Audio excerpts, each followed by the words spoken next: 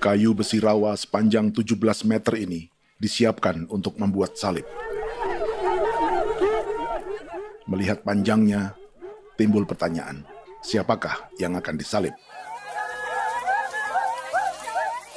Siapapun itu, pasti sesuatu yang lebih besar dari mereka.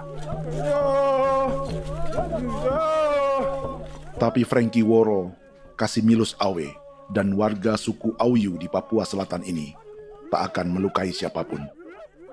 Mereka memakai salib ini sebagai tanda perlawanan.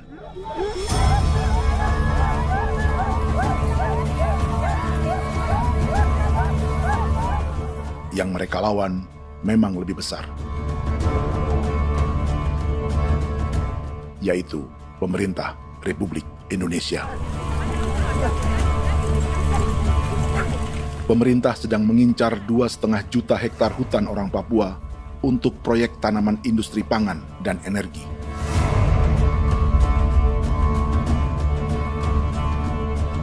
Ratusan kilometer dari salib orang-orang Auyu itu, orang Muyu sedang menyiapkan gerakannya sendiri. Tapi kali ini dalam bentuk sebuah pesta. Pesta yang disiapkan oleh marga Kimco Jinibjo selama 10 tahun.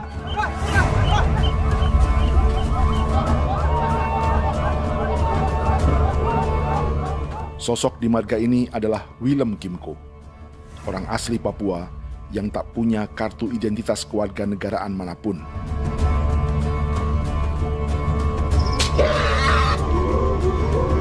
Pesta adat ini sudah cukup langka, tak hanya di Papua, bahkan di kawasan Pasifik dan peradaban Melanesia. Awalnya bayarnya aneh kalau bukan. Itu nih hati kau kuda kerem bipnuka, dan kita ya kati kau berem baran dipo. Kau memang ambil kau kuning. Ada gagasan dan gerakan sosial di balik pesta orang-orang Muyu ini, sama dengan gerakan salib merah yang dimulai orang-orang Auyu.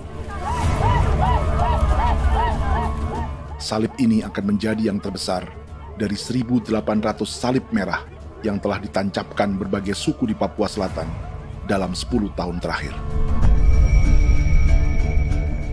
Ribuan salib merah yang dipadukan dengan palang adat adalah tanda larangan yang menyatukan unsur-unsur adat dan agama.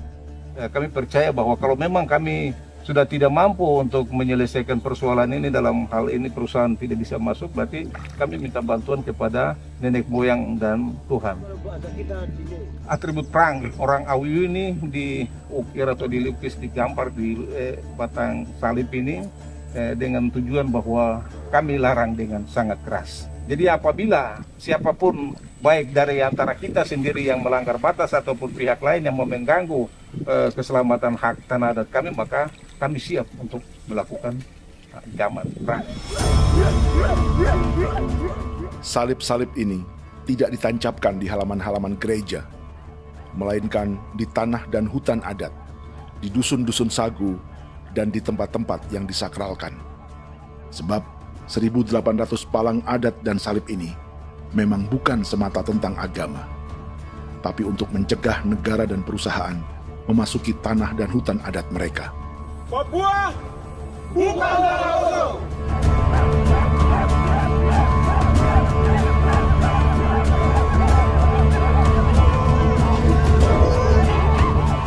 Di zaman TikTok ini, kami ingin menceritakan semua ini lewat film yang pendek.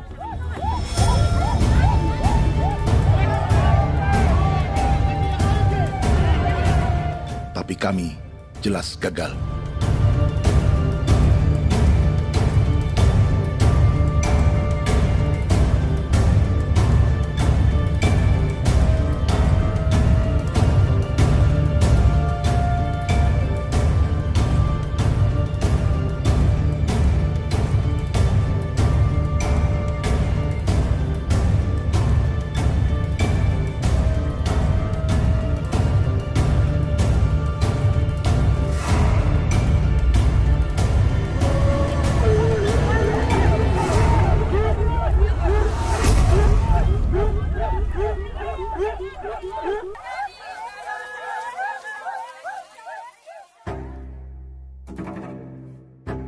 Di planet ini, ada 5 pemilik hutan hujan tropis terluas yang tersisa.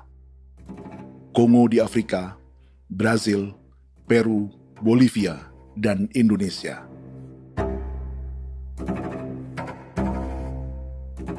Di Indonesia, satu-satunya pulau yang hutannya masih terjaga adalah Papua, pulau terbesar kedua di dunia setelah Greenland. Lewat sejarah kolonialisme yang panjang, pulau ini kini dikuasai 2 negara. Bagian barat oleh Indonesia yang juga dikenal sebagai West Papua, dan bagian timur menjadi Papua Nugini. Dan tepat di perbatasan ini, di bagian Indonesia, sedang terjadi proyek pemusnahan hutan terbesar di dunia.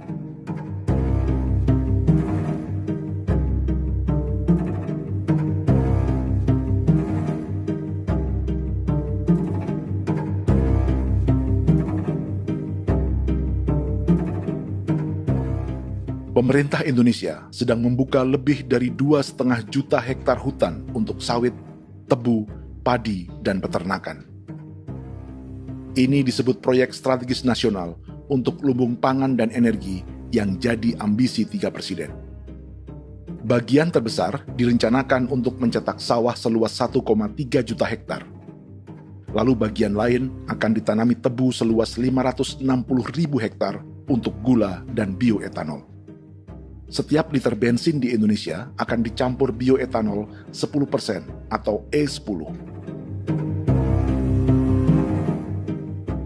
Ada 10 perusahaan di proyek ini, dan semuanya dimiliki oleh 1 keluarga saja. Berikutnya, ada areal sawit seluas 400.000 hektar untuk biodiesel. Targetnya mencampur 50% solar dengan minyak sawit atau B50. Dan terakhir, pemerintah akan membuka peternakan seluas 380.000 hektar. Jadi, apa yang salah dengan proyek pangan dan energi ini? 5 orang Papua dalam film ini akan menjawabnya.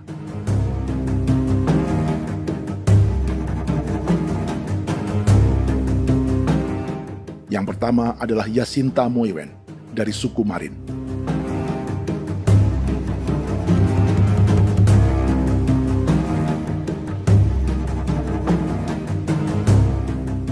Yasinta dan warga di distrik Ilwayap di Merauke sudah menjadi korban. Hutan dan rawa sebagai sumber pangan dan ekonominya telah dihancurkan. Jalan sepanjang 135 km sedang dibuat, dan di kiri kanannya akan dicetak 1 juta hektar sawah. Mereka sulit menolak atau melawan. Salib sudah digeser, masih datang lagi dengan senjatanya mereka nih. Karena proyek ini juga dijaga tentara. Macam-macam senjatanya.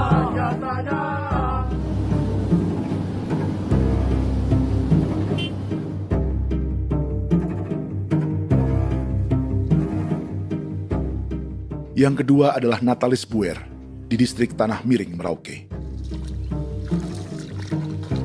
Petani milenial ini merasa ditelantarkan. Sebab setelah hutannya diubah menjadi sawah, sebagian sawah-sawah ini tak tergarap. Orang asli Papua seperti Natalis tak punya modal untuk benih, pupuk, perawatan, hingga ongkos panen.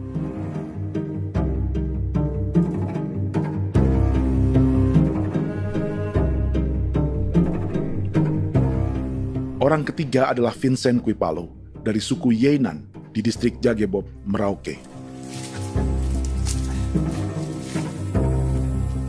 Vincent dan suku Ye sedang menjadi korban. Hutan adat orang-orang Ye sedang dihancurkan untuk perkebunan tebu dan bioetanol. Tanah mereka juga diincar untuk markas-markas militer, pasukan yang akan menjaga proyek pangan dan energi ini.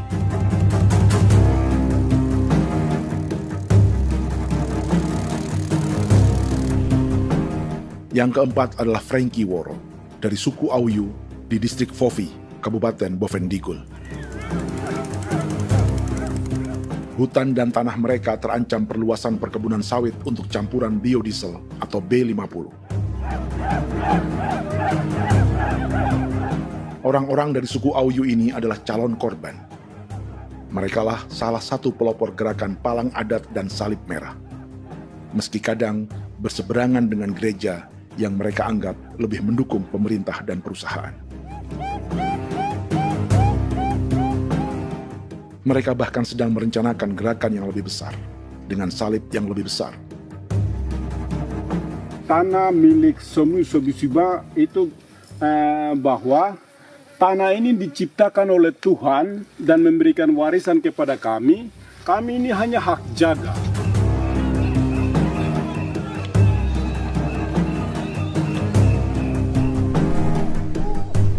Sosok kelima adalah Willem Kimco dari suku Muyu di Bovendigul. Tokoh adat dari Muyu ini hidup di garis belakang proyek negara, sehingga belum menjadi korban. Tapi mereka sedang bersiap menghadapi segala kemungkinan. Tinggal di belantara dan perbatasan membuat sebagian mereka tak punya status kewarganegaraan. Tapi mereka telah hidup jauh sebelum ada Indonesia atau Papua Nugini.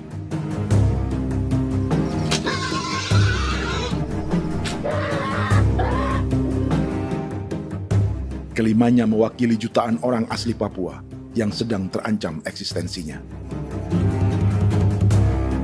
Jika kita merasa kepunahan peradaban Neanderthal di Eropa, Aztec dan Inca di Amerika, atau aborigin di Australia adalah sejarah masa lalu, film ini menceritakan bagaimana pemusnahan sebuah bangsa dan kepunahan sebuah peradaban sedang terjadi di masa hidup kita.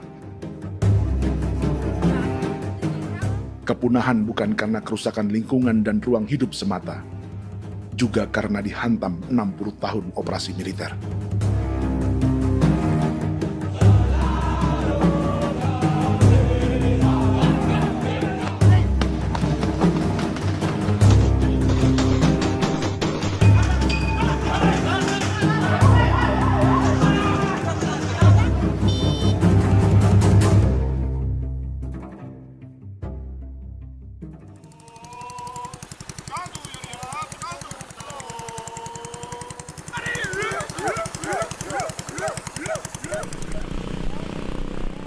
Frankie Woro dan orang-orang Auyu sedang berburu.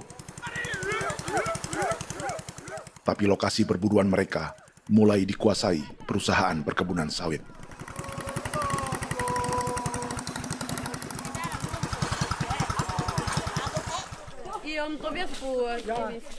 Kita akan menuju arah ke Inabusu. Di sana kami akan masuk di wilayah konsesi perusahaan PT Indo Asiana Lestari, dan di situ ya ada survei-survei mereka yang mereka pernah lakukan, tapi juga kami ada lakukan tanda-tanda saksi di sana.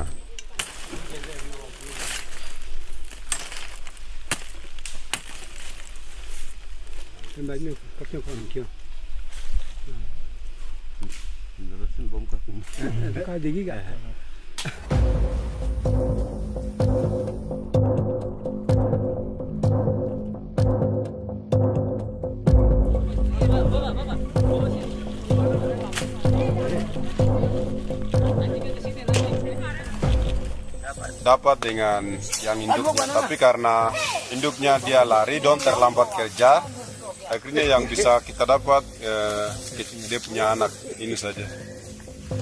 Kalau pakai bahan dari hasil.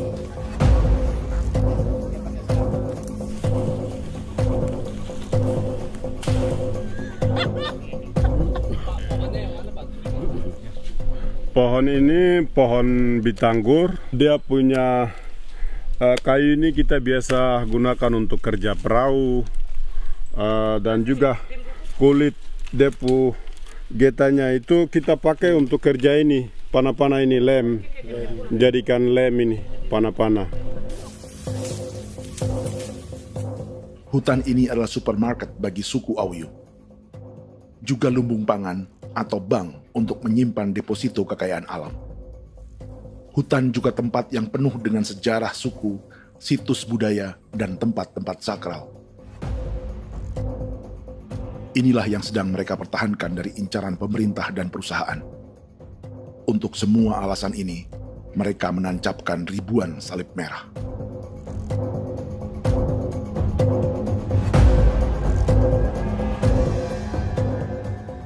Tapi dari kampung, warga suku Auyu memberi kabar pada Frankie tentang intimidasi oleh aparat negara agar mereka melepas tanah ke perusahaan sawit dan berhenti memasang palang adat dan salib merah. Ada beberapa titik yang saya sudah siap, tetapi di sini emergensi dari saya, terutama di Kampung Sokangon, PT Damai Timber. Dia mengganggu saya dengan menggunakan kekerasan maupun pihak hukum. Dan kemarin saya ada pernyataan penolakan secara resmi, tapi masih tetap dengan menggunakan pihak hukum untuk masuk, untuk harus dituntut saya untuk harus diterima perusahaan itu. Kita di situ ada 15 marga, tetapi 15 marga juga tidak setuju. Marga-marga siapa yang terima dan marga-marga mana saja yang menolak.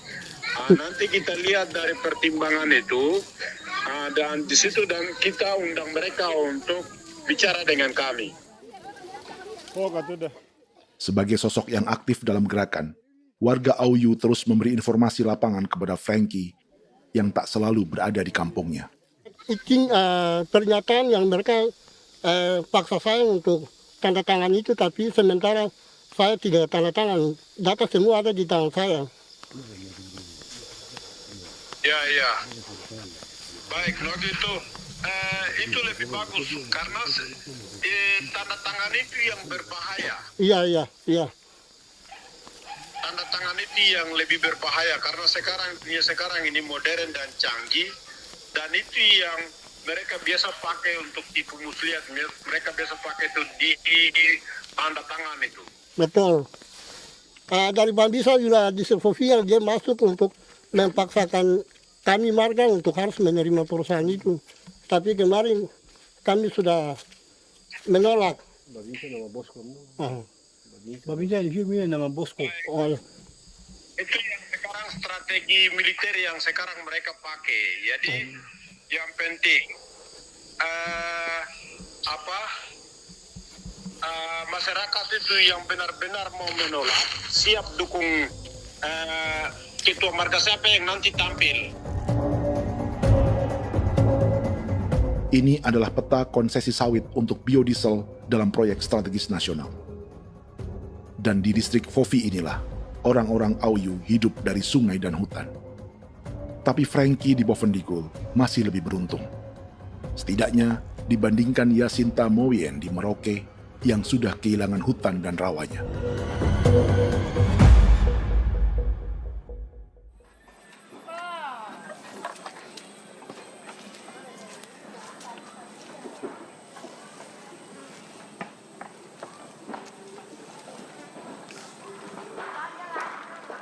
Yasinta dari suku Marin adalah petani sayur di Kampung Wanam, distrik Ilwayap, Merauke. Memanfaatkan lahan yang ada, ia berkebun dan menjual hasilnya ke pasar kampung. Ini ekonomi warga di Wanam untuk menghasilkan uang, lalu memberi barang kebutuhan yang tak bisa mereka produksi sendiri. Tapi kehidupan sebenarnya ditopang oleh ekosistem hutan dan rawa. Inilah sumber pangan utama dan peradaban mereka.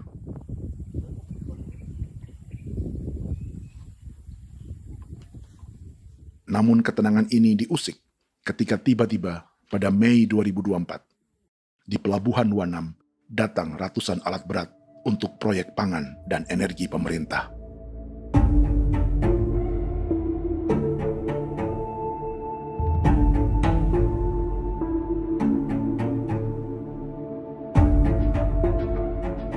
Kami masyarakat setempat kami tidak tahu. Kami kaget pagi-pagi kapal sudah ada di pelabuhan kami.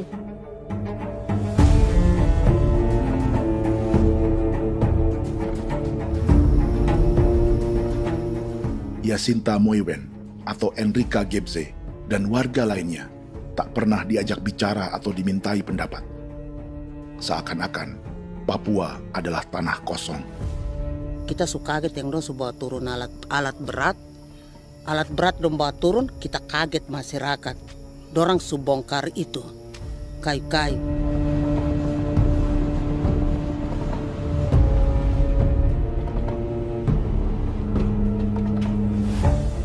Bersamaan dengan alat-alat berat itu, juga berdatangan tentara Indonesia untuk mengawal proyek pembukaan hutan milik Jacinta.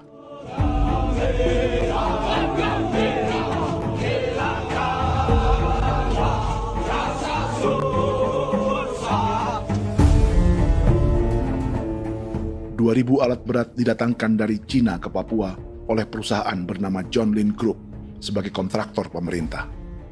Ini disebut sebagai pesanan eskavator terbesar di dunia dengan nilai 4 triliun rupiah. Misinya membuka hutan dan rawa milik orang Marin, salah satunya untuk membangun jalan sepanjang 135 km. Sementara di kiri kanannya akan dicetak sawah yang ditargetkan seluas 1,3 juta hektar. Jalan berupa garis lurus ini bukan rute tradisional ekonomi masyarakat. Jalan ini akan menghubungkan kawasan perkebunan sawit dan tebu di sebelah timur, juga untuk mobilisasi pasukan militer. John Lin Group adalah perusahaan yang dimiliki Andi Samsudin Arsyad atau yang dikenal dengan Haji Isam. Sebagian orang mengenalnya sebagai pengusaha yang hobi balapan mobil.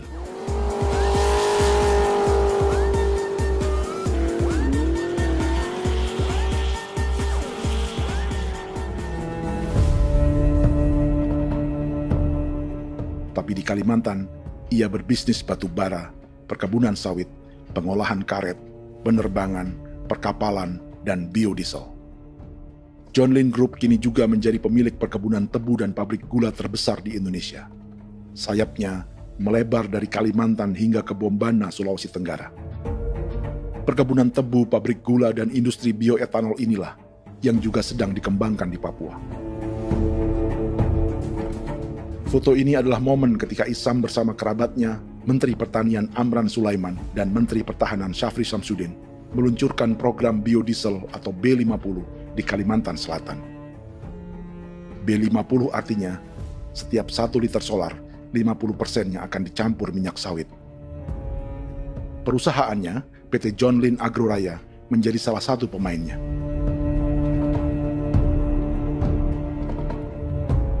Sepanjang tahun 2025, saham PT John Lin Agroraya pernah naik hingga 700%.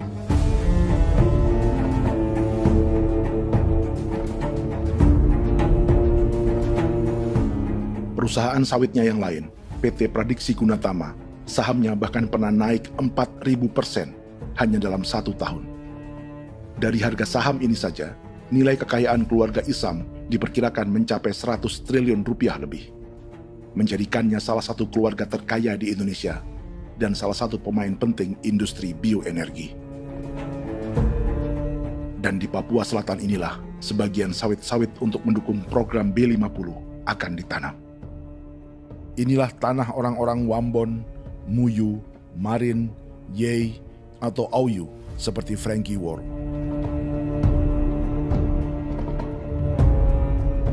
Haji Isam pernah menjadi tim kampanye nasional Presiden Joko Widodo dalam pemilu 2019 saat melawan Prabowo. Bintang Mahaputra Utama diberikan kepada Saudara Andi Syamsuddin Arsyad.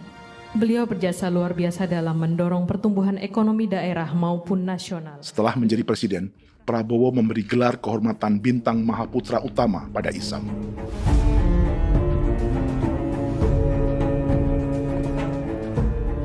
Sejumlah menteri Prabowo, juga kerabat dan orang-orang yang pernah bekerja di perusahaan Isam.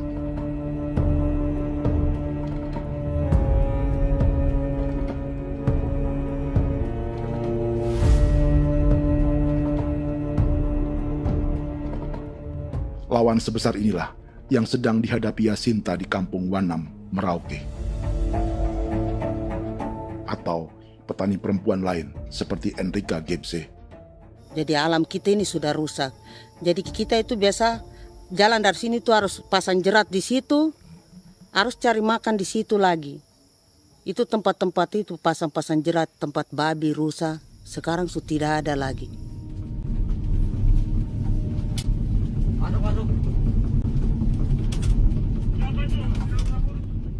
Rekaman ini memberi gambaran bagaimana Kasuari kehilangan rumah di bekas hutan dan rawa yang telah dibabat.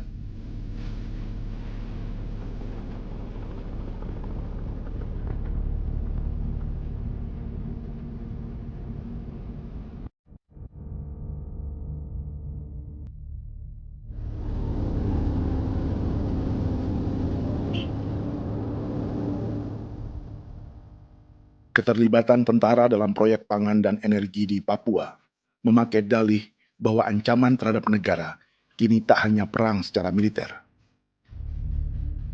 tapi juga melalui pangan dan energi. Kementerian Pertahanan pun terlibat karena proyek ini dianggap operasi militer selain perang. Jadi tugas kamu adalah menjaga sumber cadangan pangan nasional. Macam-macam senjatanya, Proyek ini menambah panjang alasan mempertahankan kehadiran tentara di Papua dalam 60 tahun terakhir. Saat ini, jumlah tentara Indonesia di Papua mencapai 56.000 personel, atau ada 1 tentara untuk setiap 100 orang Papua. Bandingkan dengan rata-rata nasional, di mana hanya ada 1 tentara untuk 696 penduduk Indonesia. Itu belum termasuk polisi. Artinya, 1 orang Papua dijaga lebih banyak senjata dari rata-rata penduduk Indonesia. Tanah dan hutan diambil secara sepihak untuk kepentingan pembangunan batalion dan bandar antariksa. Ini bentuk perampasan masyarakat. Penolakan kehadiran markas-markas militer terjadi di sejumlah tempat di Papua. Tak hanya karena trauma dan ketakutan, juga karena mengambil tanah-tanah adat.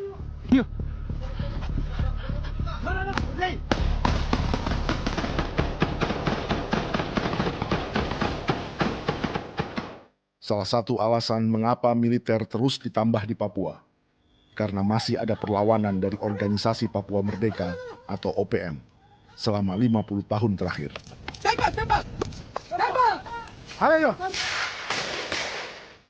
Tapi kekuatan militer OPM diperkirakan hanya 1.430 personel dan 360 pucuk senjata. Selebihnya, mereka menggunakan senjata tradisional.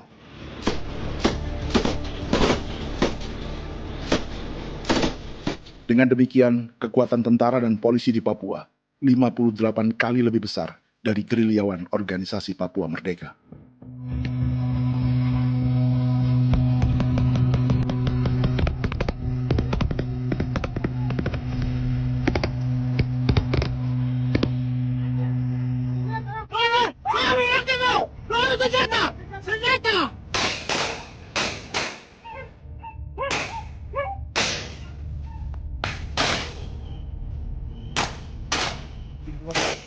Sebagian tentara berada di garis depan pertempuran, tapi sebagian besar lainnya terlibat operasi non-tempur menjaga proyek pemerintah dan investor swasta.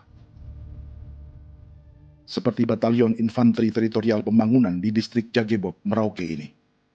Lokasinya bersebelahan dengan konsesi lahan tebu untuk gula dan bioetanol milik PT Murni Nusantara Mandiri. Baik perusahaan maupun markas militer, keduanya mengambil hutan milik suku Ye dari marga Kuipalo. Tapi orang datang tanam ini saja di sini, tanam Papa Nama ini. Victor Kuipalo menunjukkan apa yang terjadi. Jadi kita juga kaget ini. Nah, kalau ini Papa Nama ini memang ini Papa Nama ditanam tapi bukan haknya mereka yang ini. Ini hak kami di sini, hak dusun kami, marga Kuipalo yang punya hak dusun ini.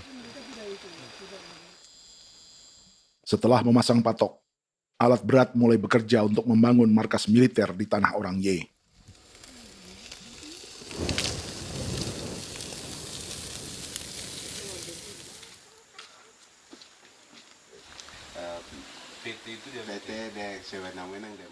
Kehadiran markas militer mengkhawatirkan warga yang pernah mengalami trauma.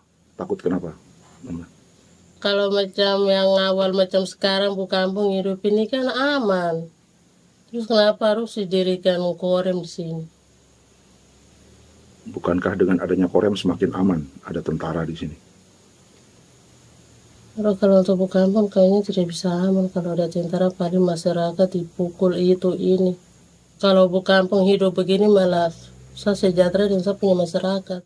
Apa pernah ada pengalaman buruk sebelumnya dengan tentara di daerah sini? Ada yang cerita waktu pos-pos di sini tuh di 13, 12 itu zaman katanya Patimura. Memang kasihan. Malah kita punya orang ini yang dianiaya betul, dipukul. Disuruh kerja bakti tidak mau atau lama mencari, namanya kita pangkur sagu itu butuh waktu 1 minggu. Kalau lama begitu ya paling diseret apa pukul itu. Operasi militer Indonesia di Papua dimulai tahun 1962 lewat Operasi Trikora. Tapi perlawanan bersenjata pertama di Papua baru dilakukan tahun 1965 di Manokwari. Nanti tanggal 1 Mei jam 12.30 pemerintahan di Irian Barat mutlak akan jatuh di tangan.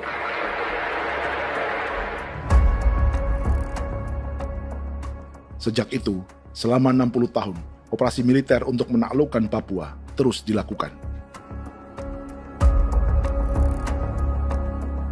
Salah satu operasi militer paling berdarah adalah Operasi Wibawa untuk memenangkan Indonesia dalam jajak pendapat tahun 1969. 643 orang tewas di Paniai. Lalu disusul 4.146 korban tewas antara tahun 1977 hingga 1978.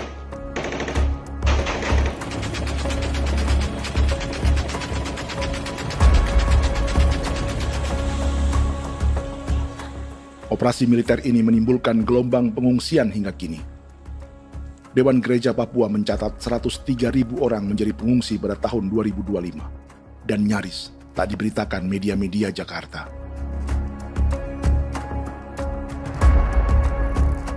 Jumlah pengungsi terbesar tercatat di Nduga yang mencapai 20.000 jiwa. Banyak di antaranya yang sedang hamil, seperti Jubiana, salah satu pengungsi Nduga. O tagarik misi kagi be muguruk mbol selare di namen wane gosem bigari me egirik munene an nimbo misle bok selare ne wam dagyak lok prak de oy gore bangal no so ndak lok yo nandam yanet ndang no gat de nanendi ko nerwa membri wal marwa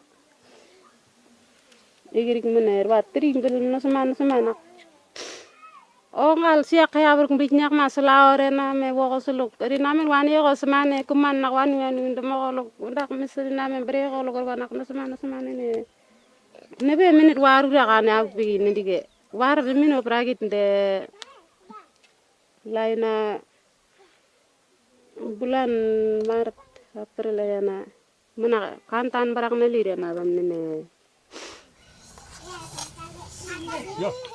Jubiana lalu menamai anaknya pengungsi Kogoya. Selain Jubiana, juga ada Emma dari Maibrat yang melahirkan di hutan. Sampai di kampung gini, katanya bilang ada tentara yang bangun jembatan. Saya capek itu juga pun masih tahan. Kembali lagi ke hutan lagi. Itu sampai saya jatuh di tengah jalan. Orang sampai terbanting di kayu semuanya. Berasa sakit begitu. Melengkapnya tuh Domika Serli, pengungsi Wako. Masyarakat sipil dari Kampung Aitrem sementara mengungsi karena kampungnya sementara dikuasai oleh TNI Polri. Seratusan ribu pengungsi di Papua saat ini jauh melampaui jumlah yang mengungsi ke Papua Nugini tahun 1984, yaitu 10.000 orang karena menghindari operasi militer.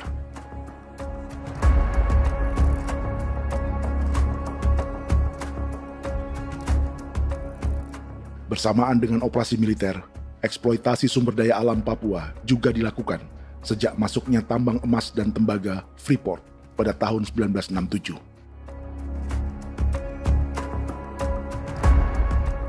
Disusul perkebunan sawit awal tahun 1980-an. Lalu ada perburuan buaya untuk diambil kulitnya. Sebelumnya, ada eksploitasi gas alam di Teluk Bintuni, pencarian besar-besaran kayu gaharu, atau pembukaan hutan tanaman industri. Ini belum termasuk perburuan dan perdagangan ikan arwana di selatan Papua, penebangan kayu merbau dari hutan-hutan Jayapura, emas di Blok Wabu Intan Jaya, bahkan nikel di pulau-pulau kecil Raja Ampat. Dan kini, dalam skala yang belum pernah terjadi dalam sejarah, Papua dipaksa mencetak sawah, tebu untuk bioetanol, dan sawit untuk biodiesel.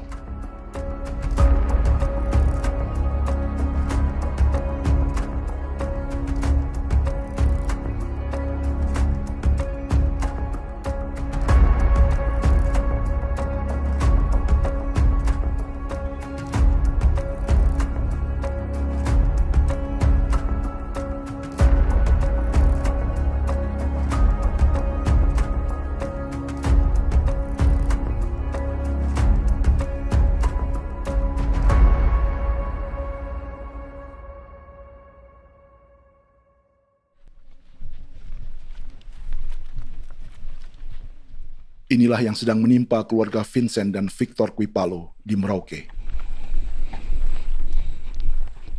Hutan mereka diambil untuk markas militer dan industri perkebunan, PT Murni Nusantara Mandiri. 1 dari 10 perusahaan yang diberi konsesi untuk menanam tebu dan memproduksi gula serta bioetanol seluas 52.000 hektar.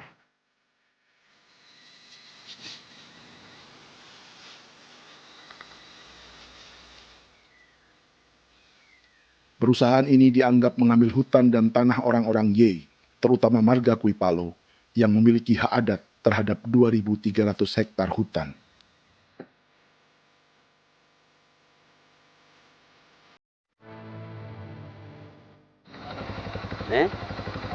Tentara? Tentara. Oh iya, tentara.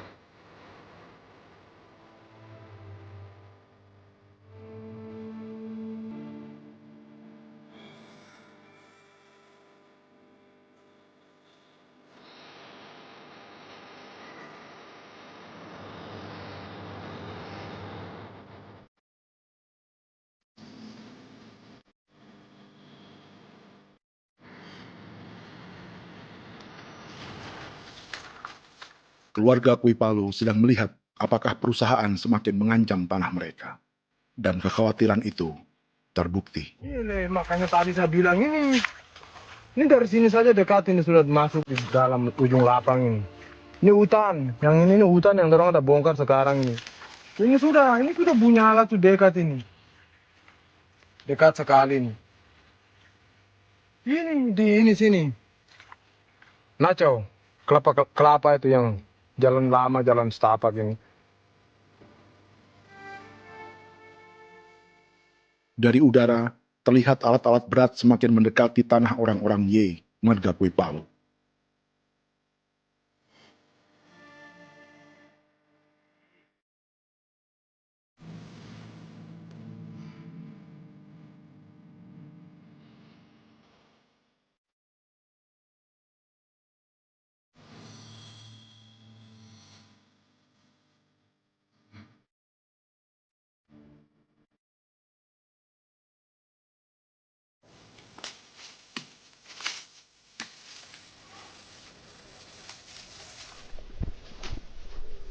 Keesokan harinya, Victor dan kerabatnya memberi tanda cat merah di pohon-pohon yang berada di batas tanah mereka.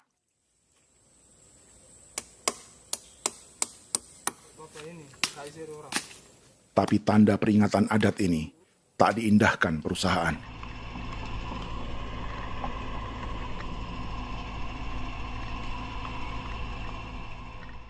Dua bulan kemudian, perusahaan tetap memasuki tanah marga Kuipalo.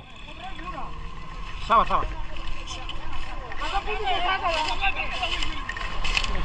Kami manusia, kau lihat. Tapi tidak sudah sakit hati sekali saya katakan. Ini sama baikin kalau pikiran berubah lagi. Kami juga punya tangan, hanya beda rambut. Mister itu juga. Woi, buka. Tidak.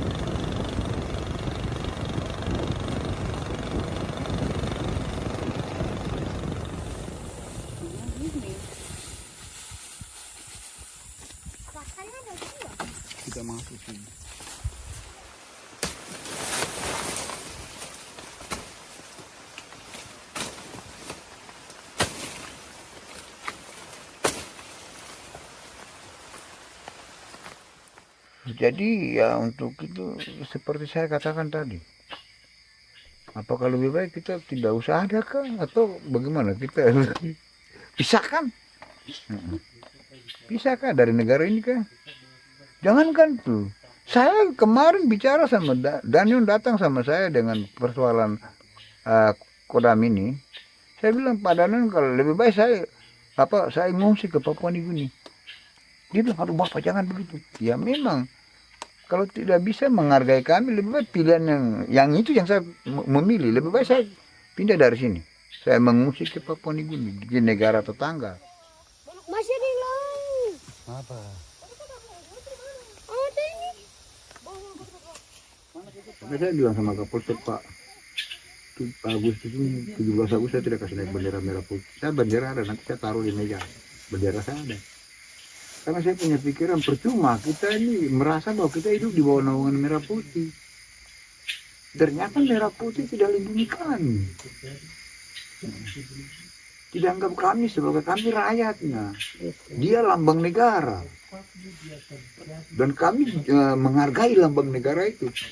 Ternyata lambang negara ini, kita bernaung di bawah lambang negara ini, kita tidak dilindungi. Hak kita tidak dihargai.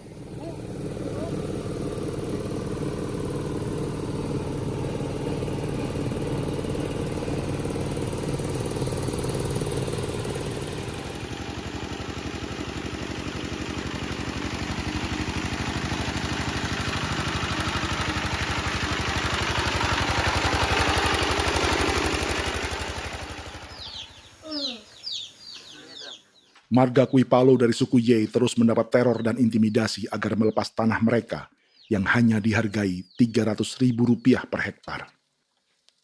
Tapi mereka tidak berjualan tanah.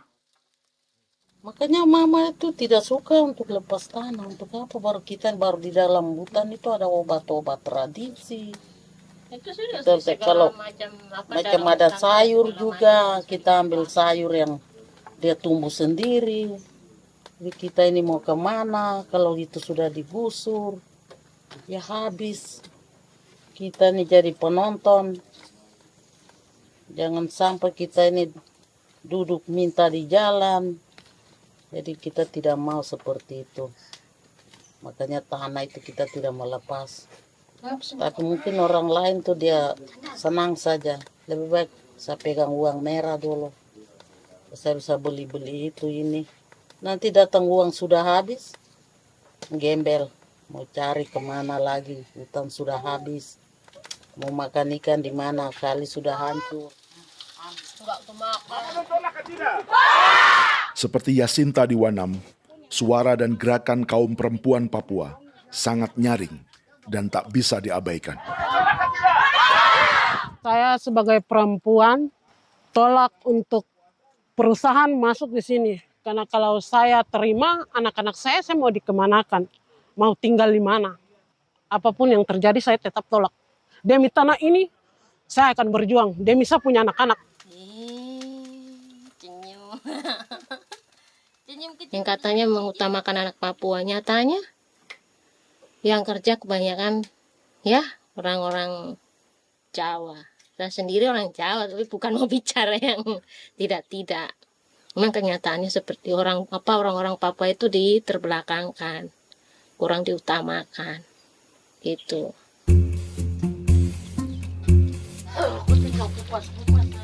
Proyek food estate seperti mencetak sawah, bukannya tak diikuti warga Papua.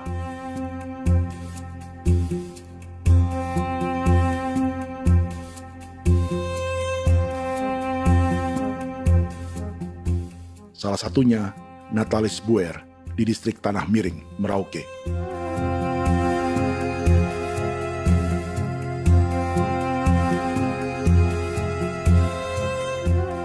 Setelah menghabisi hutan, pemerintah Indonesia mencetak sawah untuk tanaman padi karena beras mulai menjadi makanan pokok menggantikan sagu.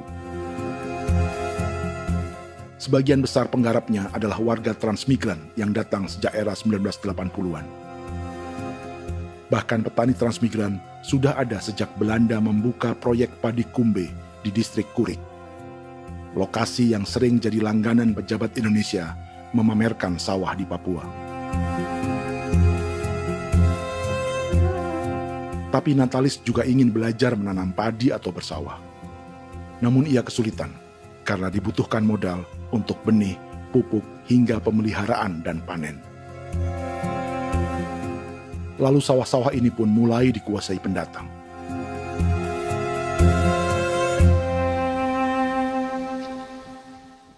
Tapi sejauh ini di kampung kami ini yang saya lihat memang ada kelompok kami punya di sini yang sudah tergabung dalam Gapoktan, kemudian masuk dalam optimalisasi lahan. Tapi baru saya anak asli yang punya lahan di sini. Mereka tidak punya.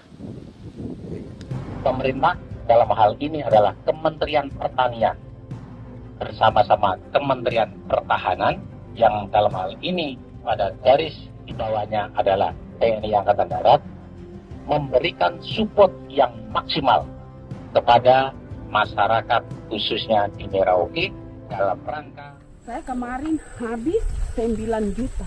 9 juta ya? Iya, 9 juta karena dia sudah tidak dipakai toh. Ya.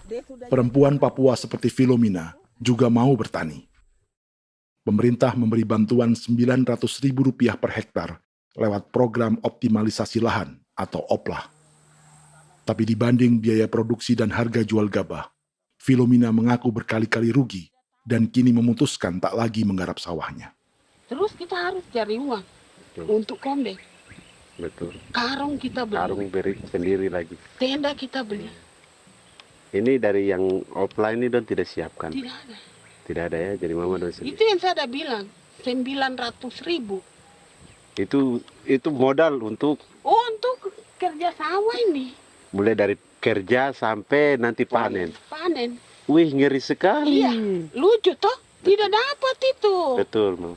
Dong pemaksud begini. Kalau disuruh tanam ubi berhektar-hektar, mari datang. Kita tahu cara rawatnya bagaimana, iya. Tanamnya bagaimana, tanam model bagaimana supaya hasilnya model begitu. Kita tahu. Kalau yang ini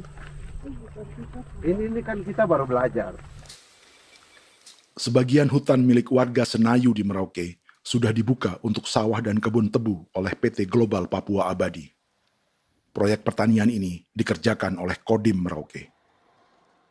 Mereka melepas sebagian tanah karena ingin belajar bertani. Saya punya nenek moyang tidak ajar saya tanam padi. Tapi saya mau berubah. Generasi saya yang berikut ini besok lusa tidak bisa makan pisang, sagu. Namun program optimalisasi lahan yang dijanjikan dengan berbagai bantuan tak dirasakan Filomina.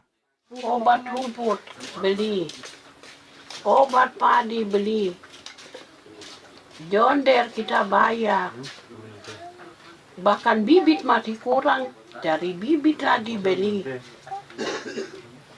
Jadi saya memang kalau program pemerintah saya sama sekali saya tidak suka. Baku tipu saya.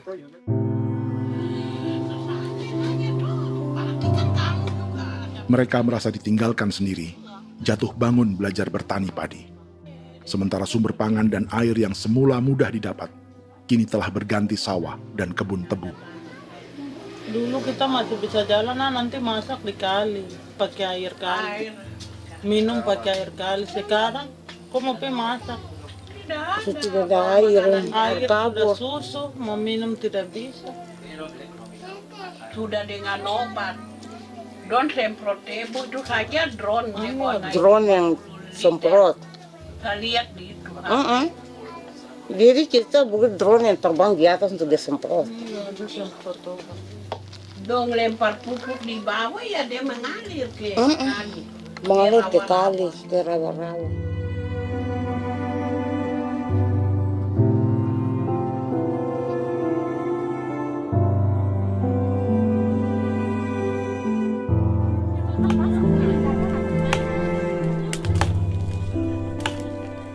Seperti pertanian sawah bagi orang Bali atau Toraja, bagi orang Auyu dan suku-suku lainnya di Papua Selatan, sagu juga bukan semata tentang pangan.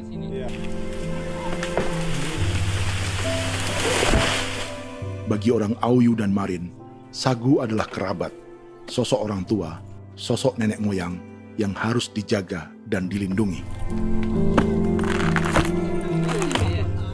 Lagi bikin apa mama ini mama? Pakai toko itu sagu.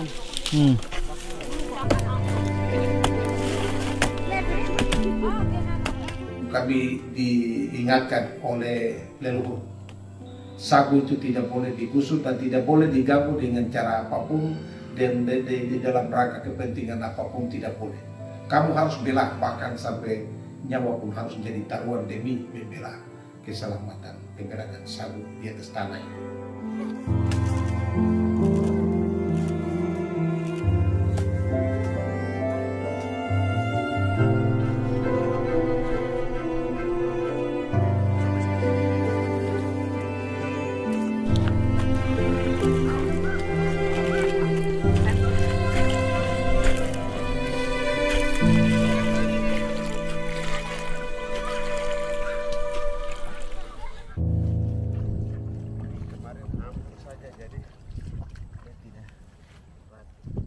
Menurut Natalis, pemerintah di Jakarta mendefinisikan lumbung pangan semata urusan beras dan mencetak sawah. Sebenarnya orang Papua itu bukan tidak bisa bertani. Kami tanam ubi itu bagian dari pertanian.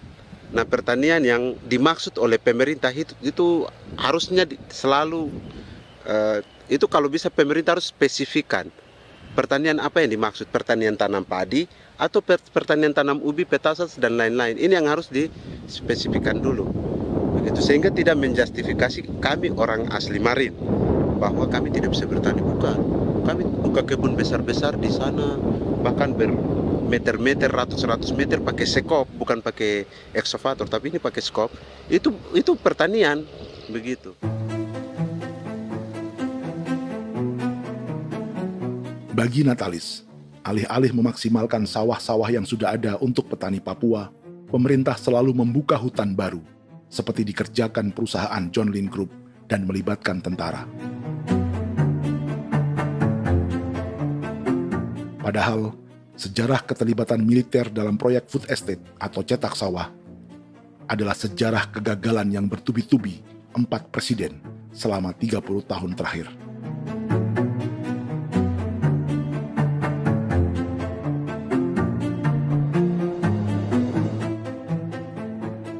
Papua bukan yang pertama menjadi proyek lumbung pangan yang melibatkan tentara.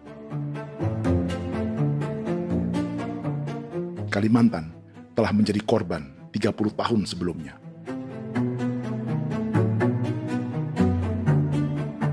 Ini adalah bekas hutan yang sudah dibuka di Pulang Pisau, Kalimantan Tengah. Tahun 1996, di era Presiden Jenderal Soeharto, ia menghabisi 1 juta hutan di lahan gambut untuk mencetak sawah demi memenuhi ambisi swasembada beras, bukan swasembada pangan. Hutan tropis Kalimantan dihabisi dalam skala yang belum pernah terjadi dalam sejarah. Di bawah rezim militeristik, tak ada yang berani melawan keinginan Soeharto, termasuk orang Dayak seperti Kuneng. Nggak bisa dihalangi itu. Nggak boleh dihalangi. Ya kalau ada kata-kata aja menghalangi, sudah kita diseret ke kepolisian dulu. Atau bisa langsung di PKI-kan. Iya, di PKI-kan gitulah. Jadi kita tuh nggak berani apa-apa dulu tuh. Apa maunya aja. Misal bilangnya A. Setahun setelah pengundulan hutan skala besar itu, tahun 1997, untuk pertama kalinya Kalimantan mengalami kebakaran lahan dan kabut asap terbesar dalam sejarah.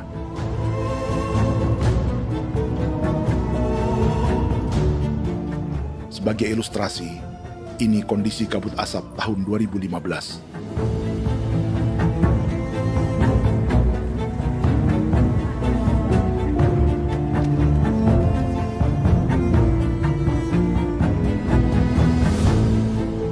Proyek 1 juta hektar sawah Jenderal Soeharto itu gagal. Bendungan dan saluran irigasi mangkrak hingga kini. Mei 1998, rezim Soeharto tumbang, 2 tahun setelah ia menumbangkan jutaan hektar pohon di Kalimantan. Setiap tahun, lokasi ini menyumbang kebakaran dan kabut asap yang merugikan jutaan orang. Sawah yang berhasil di Kalimantan justru bukan sawah yang dibangun Jenderal Soeharto, melainkan yang dirintis para transmigran sejak era 1980-an.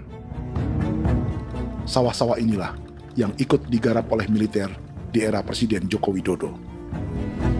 Dan hasil dari proyek food estate Presiden Jokowi itu sama sekali jong nih, nggak ada harapan lagi sudah seperti ini. Tapi Jokowi terus memperluas area food estate hingga 16.000 hektar. Presiden Jokowi juga menyerahkan urusan lumbung pangan ini kepada Prabowo yang saat itu menjadi Menteri Pertahanan.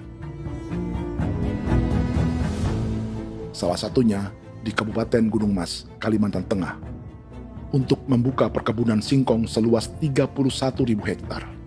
Food Estate Singkong Jenderal Prabowo ini dimulai dengan membuka 600 hektar hutan di Tawai Baru. Proyek singkong untuk bioetanol ini pun dijaga tentara. Dan seperti Jenderal Soeharto, proyek Jenderal Prabowo ini pun gagal.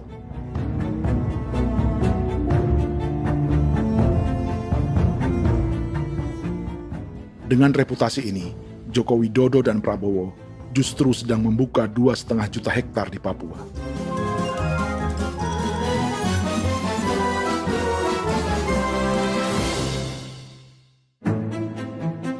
Setelah Jenderal Soeharto, Presiden Jenderal Susilo Bambang Yudhoyono juga mencoba membuka food estate di Papua sejak tahun 2010. Namanya Merauke Integrated Food and Energy Estate atau MIFE. Proyek ini juga gagal. Lalu di lokasi yang sama, Jokowi berusaha meneruskan dengan proyek mencetak sawah 1,2 juta hektar yang juga gagal. Sekarang yang paling siap adalah 1,2 hektar. Yang 1,2 juta hektar. Dan kini, Prabowo yang pernah gagal dengan 600 hektar singkong di Kalimantan justru akan mengulangi di Papua dengan skala 2,5 juta hektar. Di daerah Papua pun harus ditanam kelapa sawit supaya bisa menghasilkan juga BBM dari kelapa sawit. Dalam setiap proyek pangan dan energi di Papua, yang lebih menonjol bukan tanaman pangannya, melainkan untuk energi atau bahan bakarnya. Sawit untuk biodiesel dan tebu untuk industri bioetanol. Ada 10 perusahaan yang diberi konsesi hingga 0,5 juta hektar untuk tebu. Dan 10 perusahaan itu dimiliki oleh satu keluarga saja.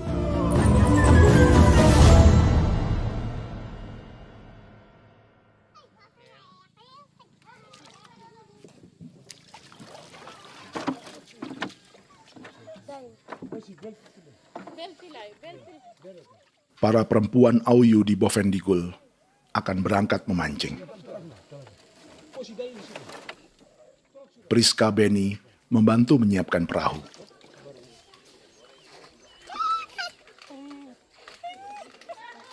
Mereka akan mengumpulkan bahan pangan di hutan untuk persiapan acara penancapan salib merah berikutnya.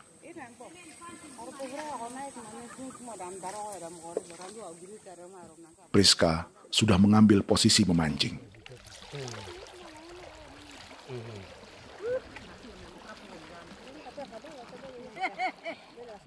.800 salib merah telah dipasang di wilayah adat berbagai suku di Papua Selatan untuk menghalau perusahaan sawit dan tebu.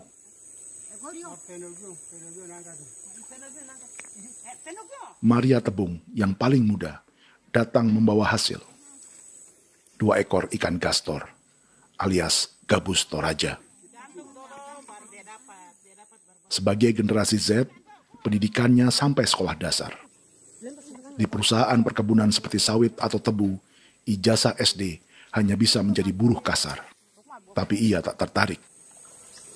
Karena kita hidup itu dari alam, kita pancing, juga di darat, bawa anjing, terus bikin pagar sagu, dapat babi, bawa baru kita makan. Jadi kita tidak mau perusahaan masuk. Sementara Priska Beni masih mencari peruntungan. Tapi baginya, menjadi nelayan di Sungai Fofi masih lebih baik daripada bekerja 9 tahun di perkebunan sawit. Sudah pengalaman, jadi kita tidak mau lagi. Berapa lama ketika kerja itu?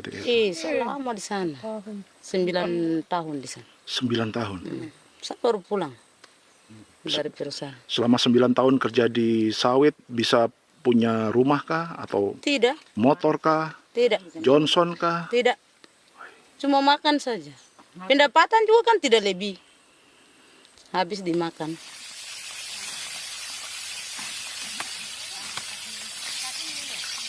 Satu minggu libur berapa hari? Tidak libur. Minggu tetap kerja? Tetap kerja. Tidak bisa ke gereja? Hari Minggu kerja. Hari Minggu juga kerja. Jadi dia tidak mengenal agama perusahaan itu. Di grup perusahaan sawit Korindo, Priska digaji 2 juta rupiah per bulan dan tinggal di mes karyawan. Tapi gaji itu dipotong bahan makanan atau BAMA rata-rata 1 juta rupiah setiap bulan.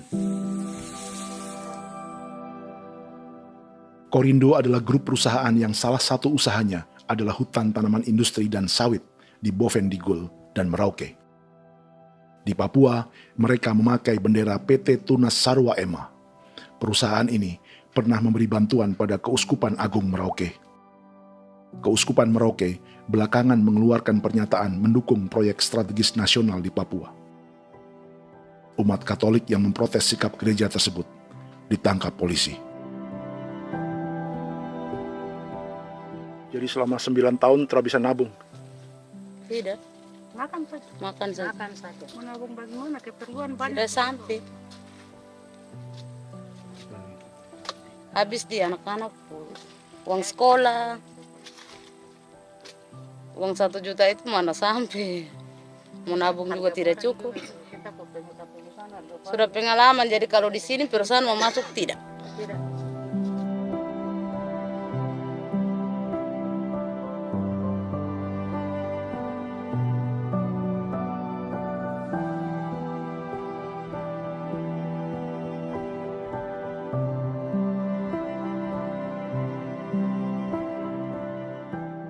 Dan menu makan siang seperti ini agaknya sulit bagi buruh sawit atau tebu yang digaji 2 juta rupiah per bulan.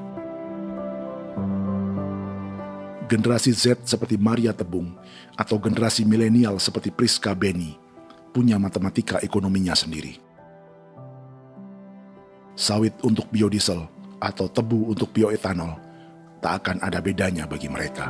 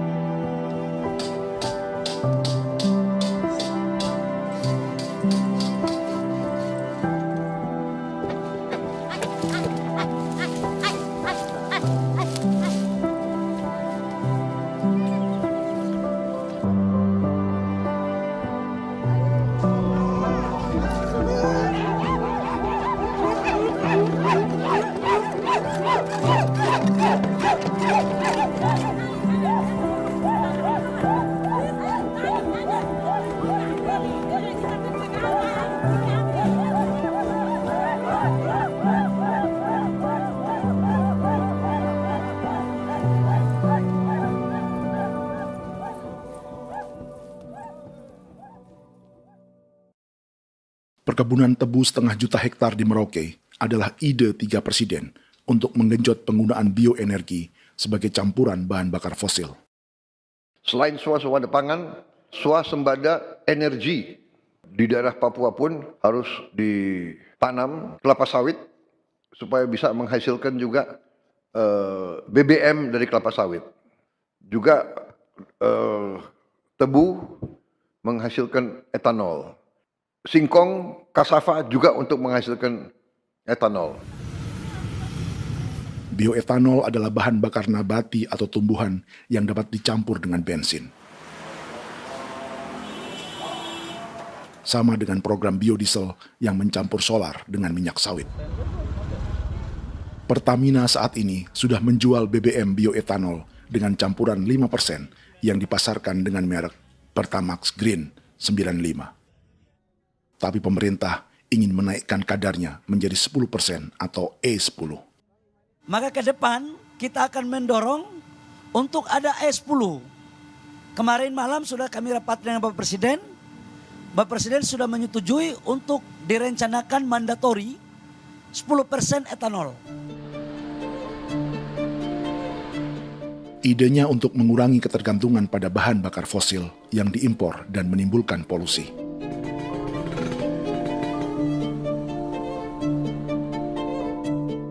Tapi bioetanol bukannya tak mengorbankan lingkungan, hutan, rawa, dan manusia. Karena program E10 membutuhkan 7,3 miliar liter bioetanol, maka lahan yang dibuka untuk menanam tebu bisa mencapai 1,3 juta hektar. Sementara saat ini, luas perkebunan tebu di Indonesia hanya 500 sampai 600 ribu hektar. Artinya, butuh lahan baru hingga 800 ribu hektar untuk menanam tebu. Dan 500 ribu hektar diantaranya sedang dibuka di Papua. Hutan yang tadinya untuk menumbuhkan pangan berubah jadi tanaman untuk bahan bakar di jalanan. Kecepatan pulihnya hutan beradu dengan jumlah dan kecepatan kendaraan di jalanan.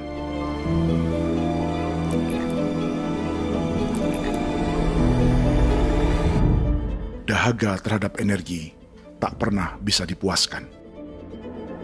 Setelah minyak sawit untuk biodiesel, dunia kini merambah singkong, jagung, dan tebu untuk bioetanol. Benua Amerika, Eropa, sebagian Afrika, hingga separuh Asia kini mulai memakai bioetanol sebagai campuran bahan bakar.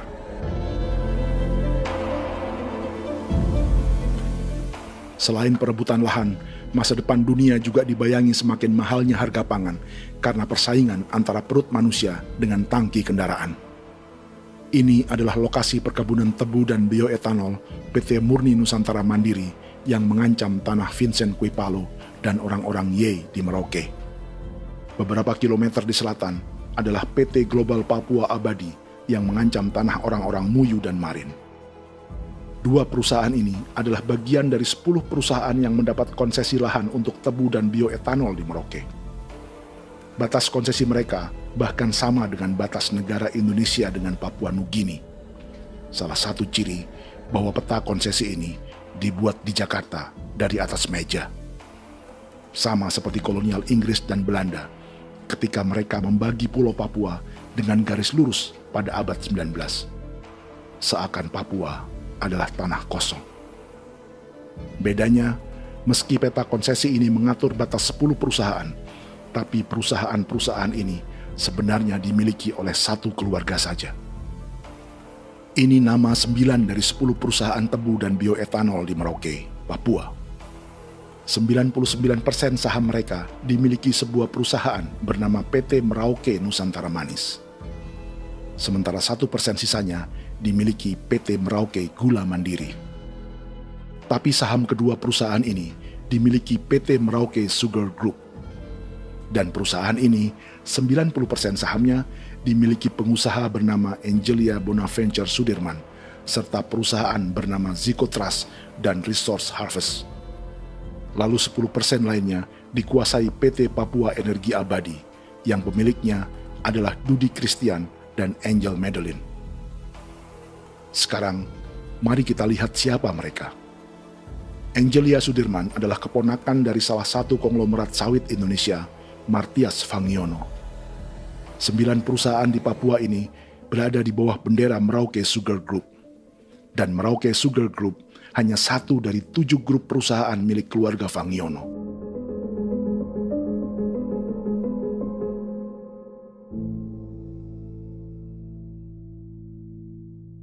Ini Martias Fangiono.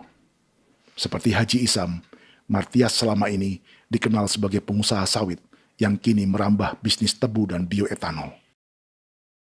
Ini momen saat penanaman perdana tebu di Merauke bersama Presiden Joko Widodo Juli 2024. Di sini juga ada anak Martias Fangiono, yaitu Wirastuti Fangiono. Wirastuti adalah salah satu yang menonjol dari keluarga Fangiono. Tahun 2025, Forbes mencatatnya sebagai konglomerat termuda dengan kekayaan 23 triliun rupiah yang mengendalikan 2 grup usaha, FAP Agri dan Surya Dumai Industri. Keduanya adalah perusahaan sawit dan biodiesel. Anak dan bapak ini adalah investor utama bagi Jokowi dan Prabowo untuk proyek tebu dan bioetanol di Papua.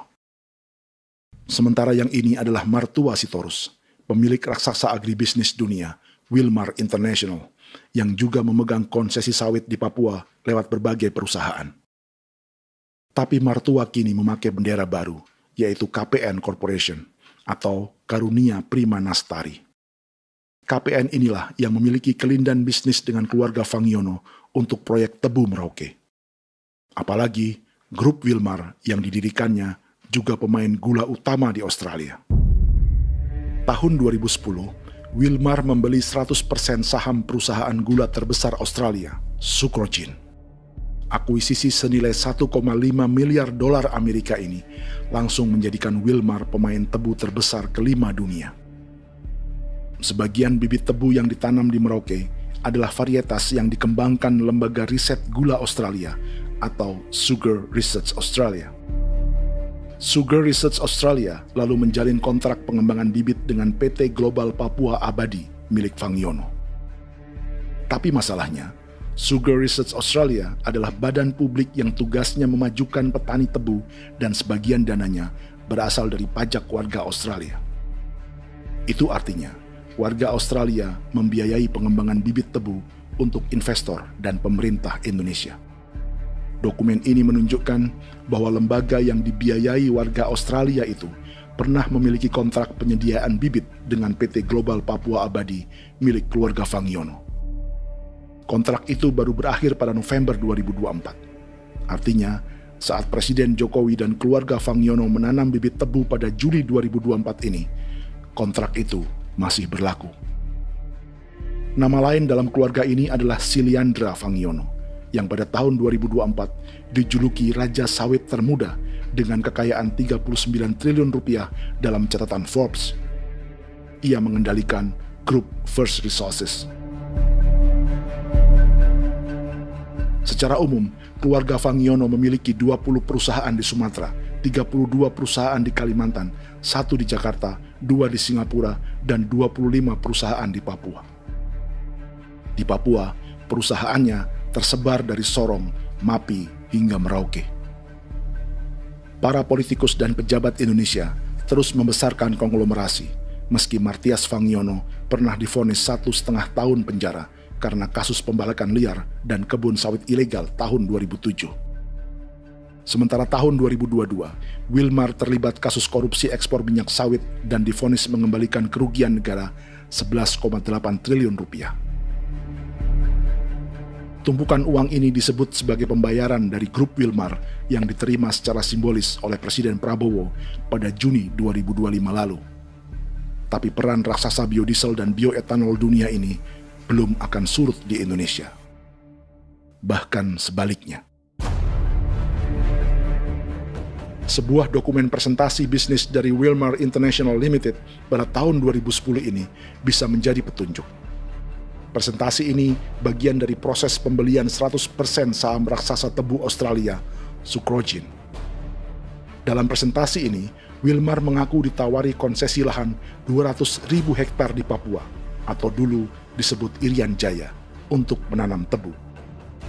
Dengan penerbangan hanya 2,5 jam dari kantor Sucrogin di kota Townsville ke Merauke, Wilmar akan mengawinkan bisnis gula dan bioetanolnya menjadi pemain dunia. Dan lokasi yang diincar oleh Wilmar adalah distrik Ilwayap di Merauke, kampung halaman Yasinta Moiwen. Dan persis disinilah, 14 tahun kemudian, ribuan eskavator John Lynn Group milik Haji Isam mulai membuka hutan sebagai kontraktor pemerintah. Presentasi dan gagasan ini dibuat oleh Wilmar pada Juli tahun 2010. Sebulan kemudian, Agustus 2010, pemerintah Presiden Susilo Bambang Yudhoyono meluncurkan proyek Lumbung Pangan dan Energi Merauke atau Merauke Integrated Food and Energy Estate. Targetnya membuka lahan 1 juta hektar dalam 5 klaster yang masing-masing 200.000 hektar. Angka yang sama dengan presentasi Wilmar. 5 tahun kemudian, 2015, giliran Presiden Joko Widodo yang mau melanjutkan proyek pangan dan energi 1,2 juta hektar. Menjelang pensiun sebagai presiden, Jokowi kembali menggencarkan proyek ini dan melibatkan Prabowo sebagai Menteri Pertahanan. Jokowi lalu mendukung Prabowo sebagai presiden berpasangan dengan anaknya, Gibran Rakabuming Raka sebagai wakil presiden. Kini, setelah menjadi presiden, giliran Prabowo yang melanjutkan proyek bioetanol dan biodiesel dengan memobilisasi militer dan melibatkan pejabat-pejabat yang juga para elit partai koalisinya.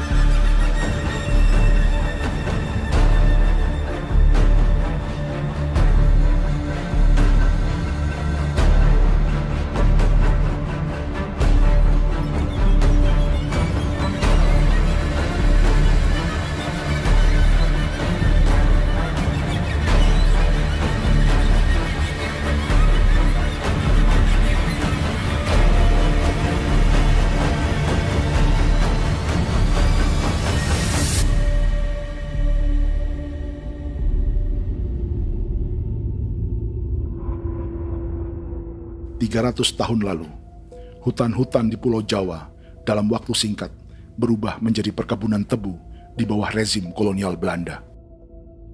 Orang Jawa menjadi buruh dan petaninya dipaksa menanam tebu. Dari kolonialisme dan politik tanam paksa itu, Belanda memperkaya negara dan para investornya.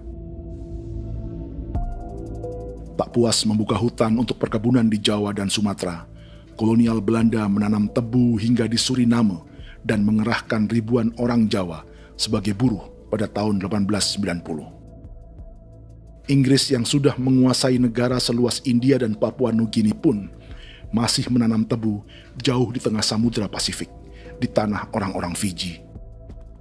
Lalu memindahkan puluhan ribu orang India menjadi buruh di sana. 200 tahun sebelumnya, ratusan ribu orang Afrika bahkan diperbudak untuk bekerja di perkebunan-perkebunan tebu Spanyol dari selatan Eropa hingga Karibia, Kuba, atau Jamaika. Jika dulu tebu menjadi gula atau emas putih, kini cerita kolonialisme tebu berlanjut di Papua untuk bahan bakar nabati atau bioetanol. Dan seperti semua cerita tentang kolonialisme, akan ada yang berpesta dan ada yang membayar. Dalam setiap cerita pesta kolonialisme, baik di Jawa, Karibia, atau di Papua, selalu melibatkan para elit lokal, dari pejabat, perwira, hingga agamawan. Tapi dalam setiap kolonialisme, juga selalu ada cerita tentang mereka yang mempertahankan diri dan melawan.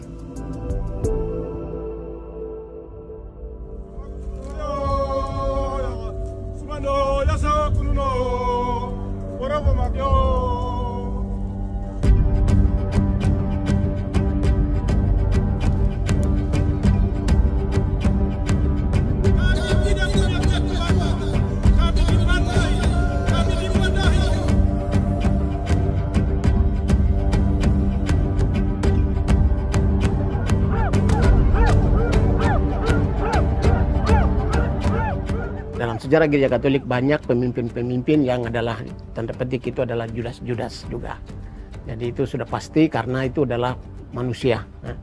Satu sisi sebagai manusia dalam perjalanan digoda, apalagi ada dalam posisi-posisi jabatan ya mungkin banyak tawaran-tawaran lain, lalu disitulah terjadi pergeseran keberpihakannya kepada misi gereja tadi itu untuk umat, untuk mereka yang tertindas. Orang kirim eksavator, orang kirim tentara, orang kirim polisi. Pukul kami bukan pencuri, kami tidak pernah mencuri orang barang. Kami tidak pernah menangis ke orang lain. Kami tidak pernah menangis ke kita bapak mama, kami menangis kepadamu. Tuhan kami lemah. Musuh datang di hijau cikui ya. Orang lain datang ke bangsa kami, ke wilayah kami untuk kasih habis kami.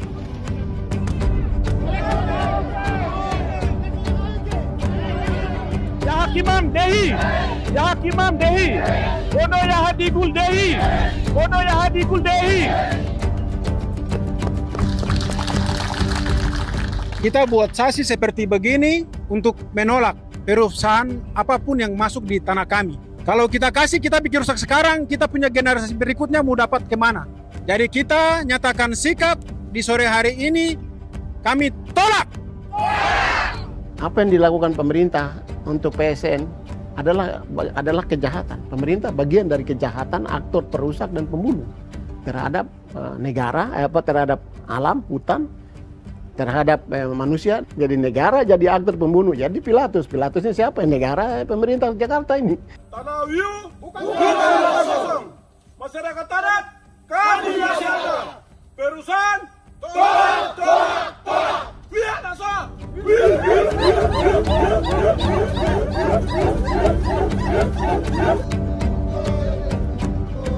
Jika tanah adat dan hutan adat hilang, kami mau hidup di mana?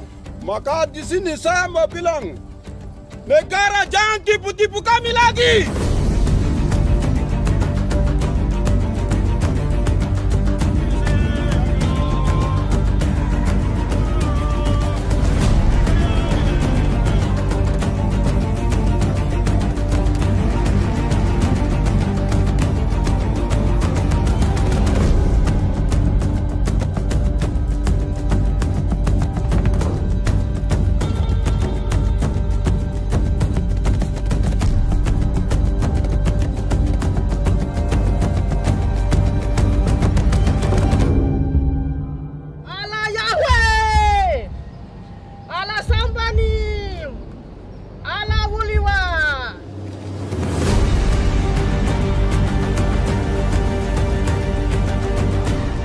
Kalau kami dianggap orang Papua itu bagian daripada Republik ini, tolong hargai kami.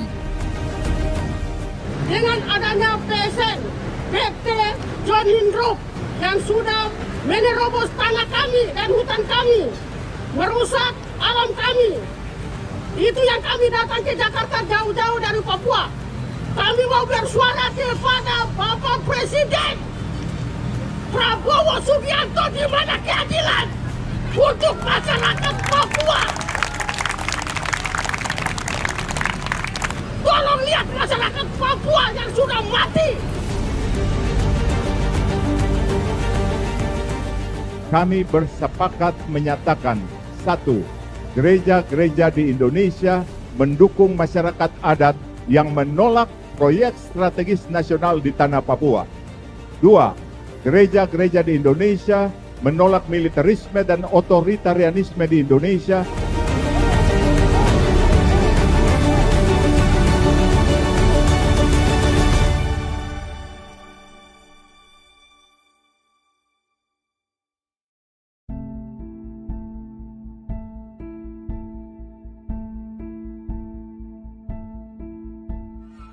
Kita sering merasa banyak hal buruk sudah jadi cerita sejarah. Dan kita sekarang hidup lebih baik, lebih beradab, atau mustahil melakukan kejahatan seperti di masa lalu. Kita tidak lagi menghukum mati orang dengan memenggal kepalanya. Kita menembaknya atau menyuntik racun agar tertidur dan mati. Tapi ada hal-hal yang tak berubah.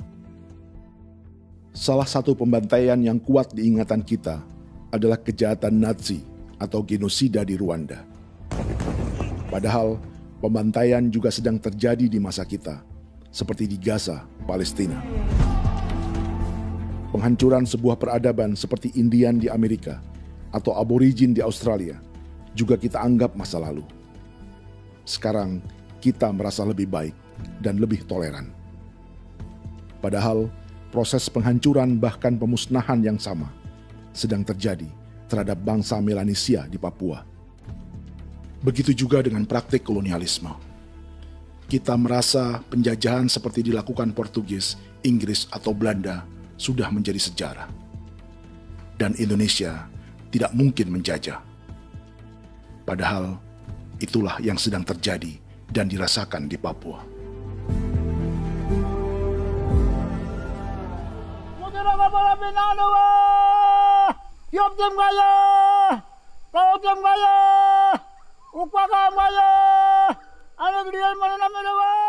Jalannya sejarah ini disadari Willem Kimco di pedalaman Bovendigol, Papua.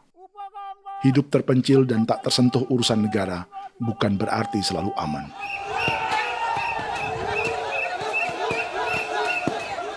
Untuk sampai di tempat ini, orang-orang Muyu menempuh 2 hari berjalan kaki mengarungi hutan, lembah, dan sungai. Termasuk mereka yang datang dari perbatasan Papua Nugini. Mereka berkumpul untuk memenuhi undangan pesta adat yang disebut Awon Atatbon atau pesta babi. Yang mengundang adalah marga Kimco Jinipjo. Yang dituakan di marga ini adalah Willem Kimco. Ia tak punya kartu tanda penduduk dan kewarganegaraan manapun, baik Indonesia atau Papua Nugini. Tahun 1984, 10.000 orang Papua, terutama suku Muyu, mengungsi ke Papua Nugini untuk menghindari operasi militer Indonesia, termasuk Willem Kimco.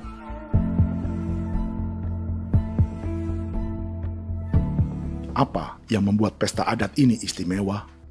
Apa bedanya dengan acara serupa yang dihadiri pejabat, tokoh agama, LSM, atau yang direkam oleh kru televisi dan konten kreator? 18. Pertama, untuk membuat pesta babi, orang Muyu perlu persiapan selama 10 tahun. Sebab, babi-babi yang akan jadi bagian dari pesta ini tak boleh dibeli, alias harus dipelihara sendiri. Babi-babi ini bukan bantuan pejabat pemerintah, gereja, atau LSM.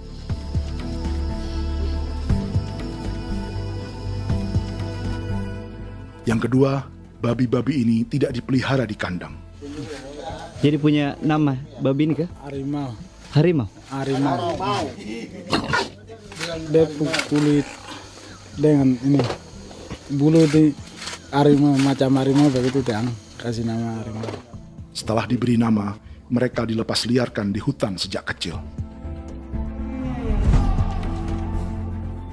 10 tahun kemudian, jika tiba saatnya pesta, para pemburu akan mencari mereka di dalam 479 hektar hutan milik marga Kimco.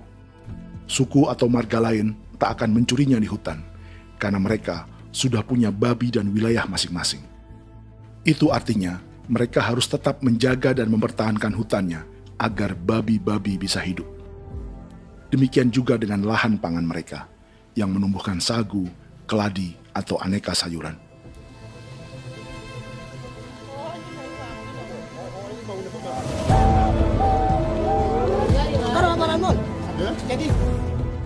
Yang ketiga, dalam Awon Atatbon atau pesta babi, binatang ini tidak dimakan secara gratis.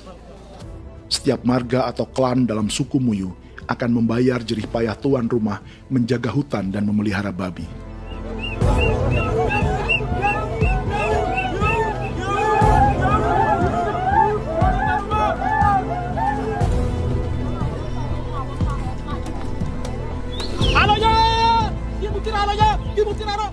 Ini seperti arisan untuk menjaga budaya dan lingkungan. Bagian dari budaya dan ekonomi timbal balik yang ditandai dengan siklus memberi dan menerima.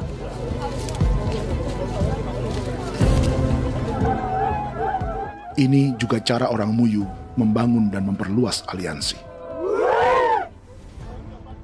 Awon bet begul bet, ulan yau kando bet, asat bet anani, asat bet yang ligan anani, oh ado amten anani, menini tu na jaga, kepo kemo ko di mana.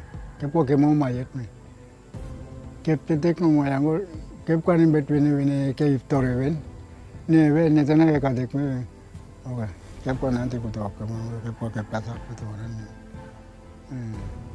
kon keneman gini wan, koko kati bolon jabeng, koko kuning bolon jabeng. Jika Willem Kimco dan marganya bisa menjaga hutan dan wilayahnya, marga lain ikut diuntungkan sebagai sebuah ekosistem. Demikian juga sebaliknya. Alasan keempat, mengapa pesta babi ini memiliki tempat khusus dalam peradaban orang Muyu, karena Willem Kimco khawatir peradaban mereka akan punah, menyusul ancaman terhadap ekosistem dan hutan. setiap marga atau klan harus mengkonsolidasi diri dan membangun aliansi.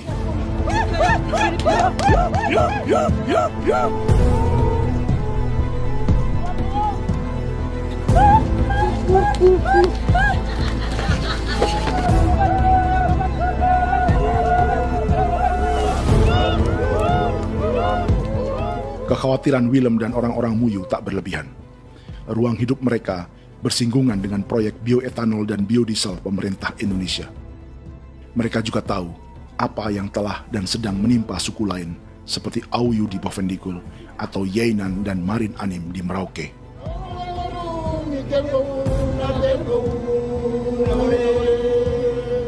Jika suku-suku lain menggunakan palang adat dan salib merah sebagai gerakan perlawanan, orang-orang Muyu memakai pesta babi untuk mempersiapkan diri dan konsolidasi. Sebab, berbeda dengan saat mengungsi tahun 1984, kali ini yang datang ke tanah orang-orang Muyu tak hanya tentara, juga alat-alat berat bersama para pebisnis pangan dan energi.